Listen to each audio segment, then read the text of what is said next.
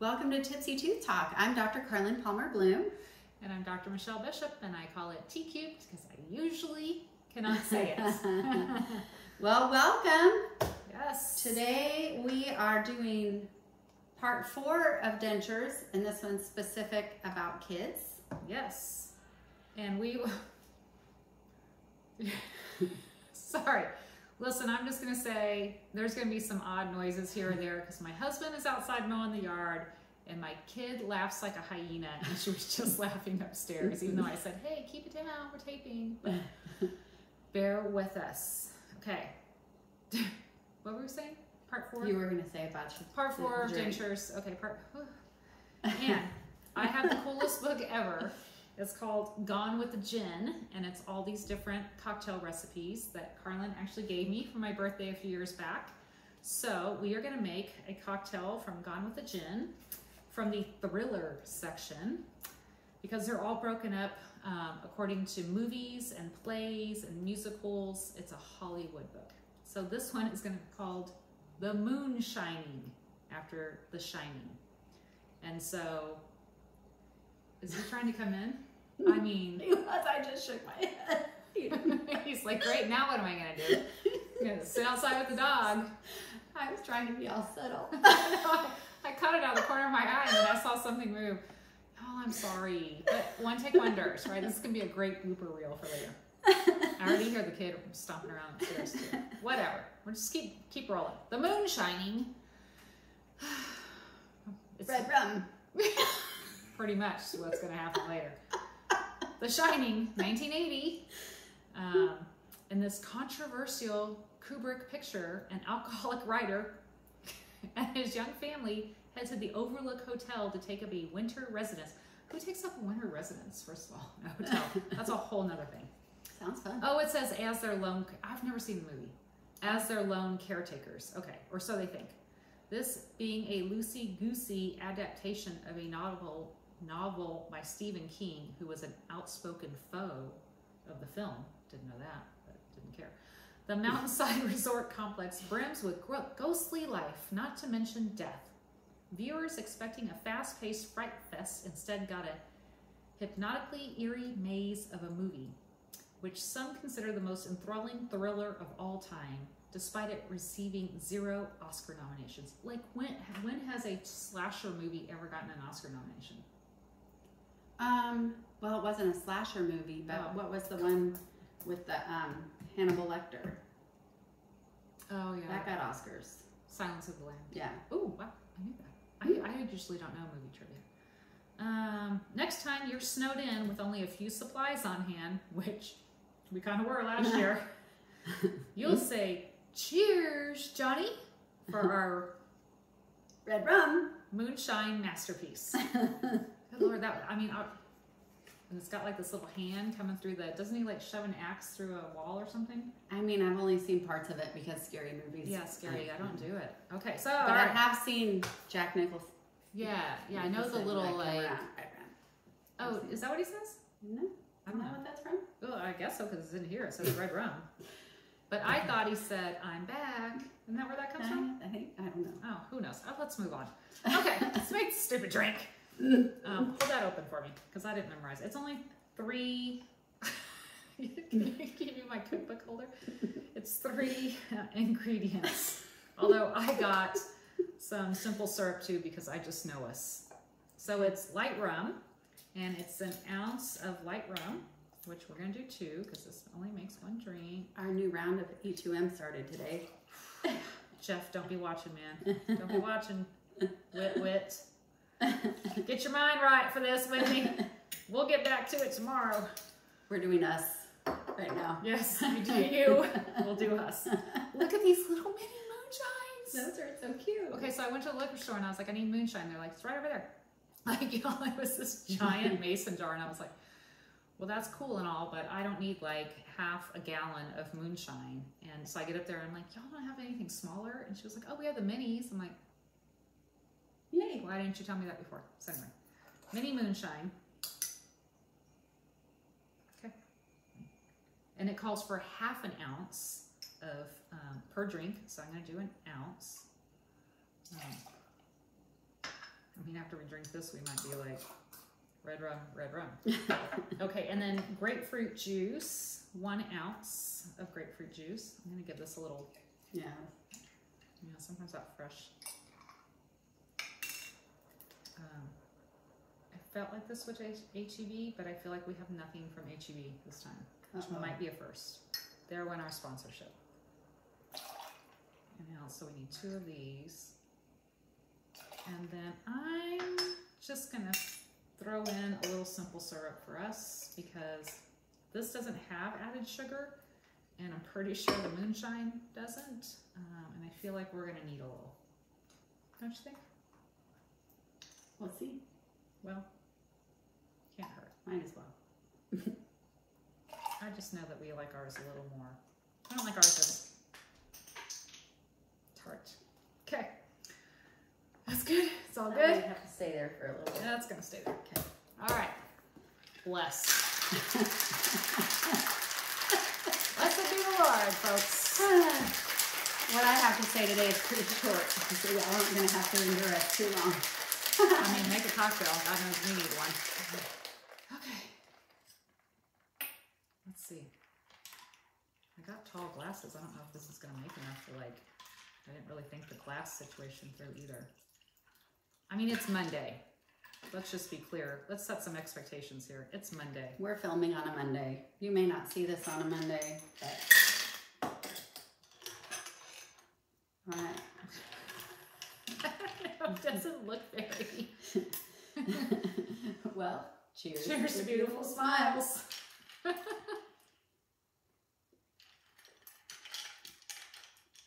It's not bad. It really isn't. I feel like I could use a little more grapefruit juice. Let's just top that bad boy. I feel like the simple syrup's good. Yeah. Yeah. But if we add more grapefruit, we may need more simple syrup. Well, we can adjust. Oh, I won't top as much for you. You say when. Go ahead. That's good. Okay. And then we'll do a little of this. Yeah, sure. And a little of this. Ooh, ooh. More loud. Okay, let's try again. Take 2.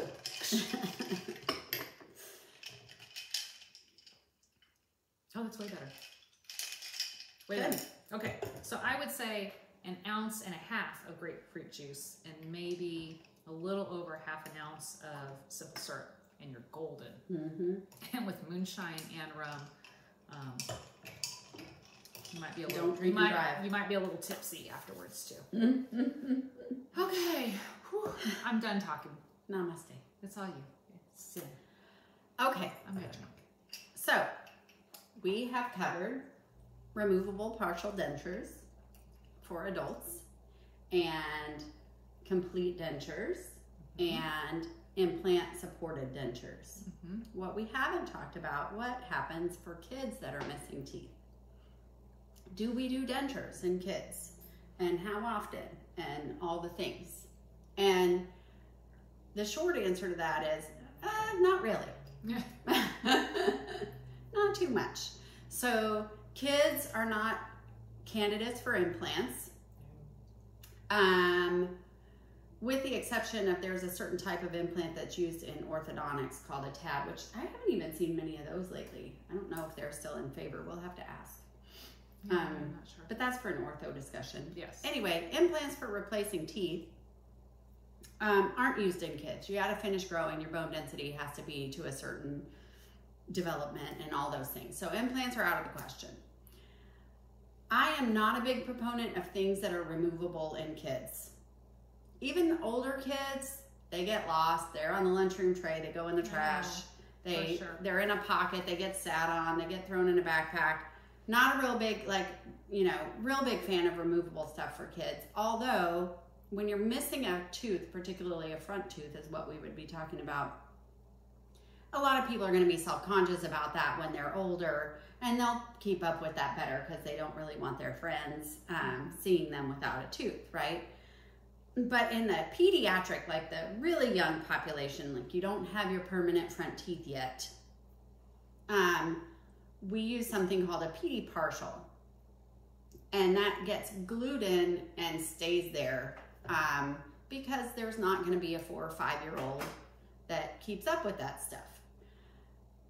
That being said, I still don't recommend them very often. I tell people, if your kid's not getting paid for a modeling gig, I wouldn't waste my time and money on it. And I put my money where my mouth is, because I had to pull my kid's tooth before he lost it naturally. My son Briggs had a fall when he was 3, and I had to pull his tooth when he was 5, and he didn't get his new one until he was 8. So he was without an upper front tooth for a long time. And what I say to parents in my office is, when he's 30 and has this amazing smile with all his permanent teeth, this isn't gonna matter. It matters today, it doesn't matter later. Those were some of the best, like, little kid photos, though, when they're missing their front teeth, and all they want for Christmas is their 2 front teeth. Like, kids can get away with that. Yep. And be cute and adorable. It's not cute and adorable this age. Exactly. So why do I tell you I don't like them? Well, number one is they break like crazy. They break like crazy, because what else do kids do? They put everything they don't need to put in their mouth, and they break things with their front teeth, and they pull on things with their front teeth, and they break them. So most of us, and they're not, they're cosmetic. They have to go to a lab and be fabricated. They require behavior management on our part to make it happen. So they're not cheap.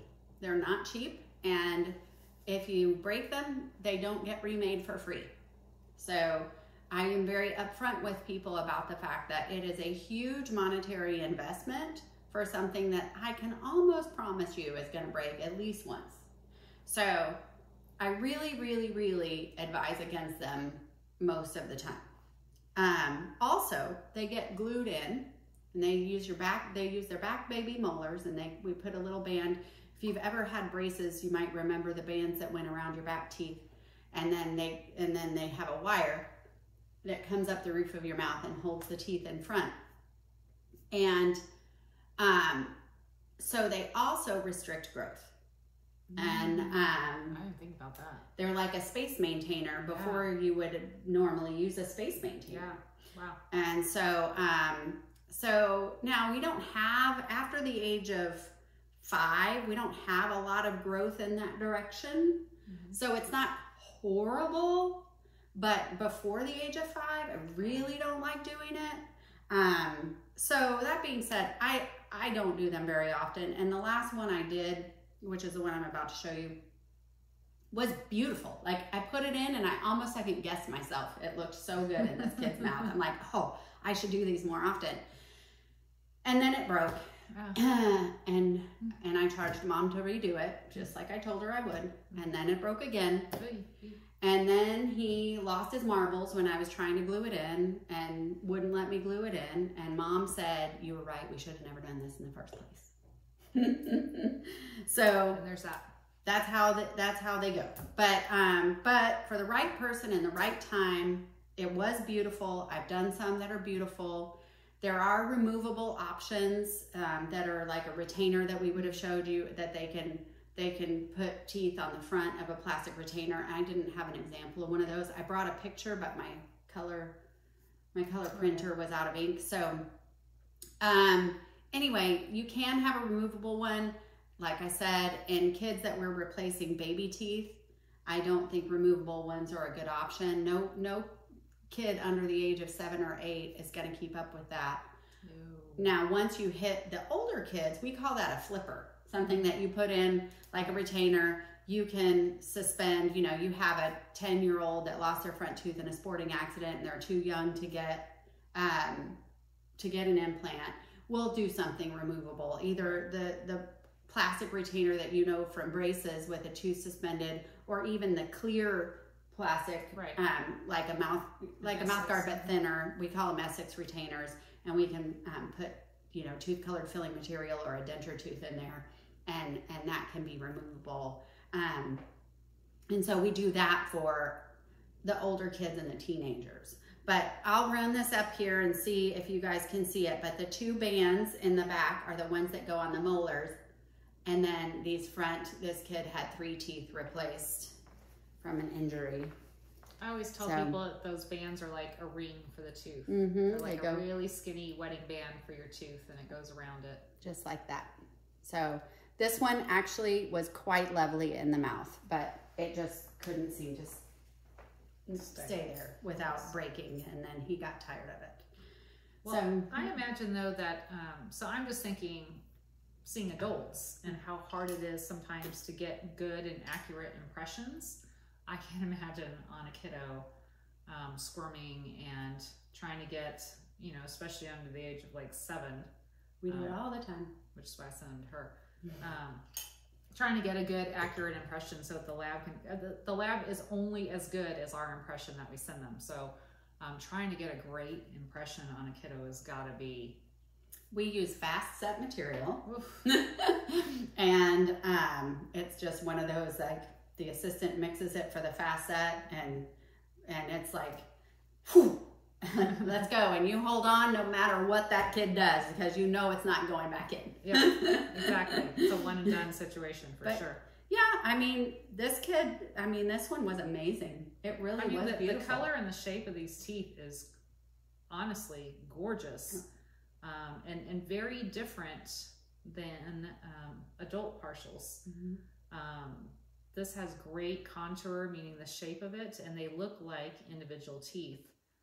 Even really nice adult partials and dentures, you won't see this kind of definition because they are more prone to breakage without a lot of plastic behind it. This is lovely. It's the retainer factory. Oh, it's quite lovely. They do a great job. Kudos. And it was beautiful in the mouth, but he just couldn't behaviorally handle it. I mean, think of your kid, right? I think of what mine used to do and what she used to chew on: pins, pencils, straws. I think he was 5. Oh, wow. 4 or 5. Oh, wow. Yeah, no. Yeah, so it sits in our package of examples now. Well, it's cute. It's tiny and cute. I don't think I've ever seen one. Yeah, so that's what we do. And there are other reasons, you know, you've got kids with special needs that are missing teeth, and sometimes it just really helps people with their self-esteem. So there are times where it's appropriate. I'm not saying it's never not appropriate, but it's not something that anytime you lose a baby tooth, I would encourage doing. No, plus you got to have the photos that you can pop up at their graduation and weddings, you know, when they're like, they're missing their front teeth and everyone laughs and cries at the same time. Like, you got to have those photos, and then kids can get away with it. So don't stress about that too much, parents. You'll look back on those and you'll have fond memories of your toothless kids. Yeah. But not your toothless adults. So, okay, I think we have officially put the denture topic to rest. I don't know of any other ones that we could cover unless something new comes out or a change in procedure or materials or something. And we need to, so we're going to have some other specialists on here one of these days. We're going to need to do some orthodontics. Yes, definitely. And some periodontics. And sleep medicine. I want to get Dr. Lemke to talk about that case he did with us. Oh, yeah. We did a team approach with a case, and it was amazing. Yeah. Oh, he'd be fun to have on. He'd be fun, and all I have to do is get permission from that parent. And because I think that would be a great case to talk to y'all about. Dental imaging and crazy town. Yeah, what happened? But so one of these days we're gonna tune in for more. Gonna have some guests. Yes, and some more specialty stuff. Okay, well listen, I'm gonna commit to this because if I don't say it, then I'm not going to go out and get all the ingredients. But next time we are gonna make Gone with the Gin, because I've been wanting to make that drink. It's in here. And I've had it bookmarked for forever. But we need like old Southern hats for that day. Done, my friend. I might even wear a curtain rod. Just saying. Carol Burnett. Yes. I'm just gonna give you a hint. It has jalapenos and rosemary and Campari in it. Oh, yeah. So tune in next time. I'm gonna commit to Gone with the Gin. So all right, here's to the moon shining. Cheers to beautiful smiles. Thank you.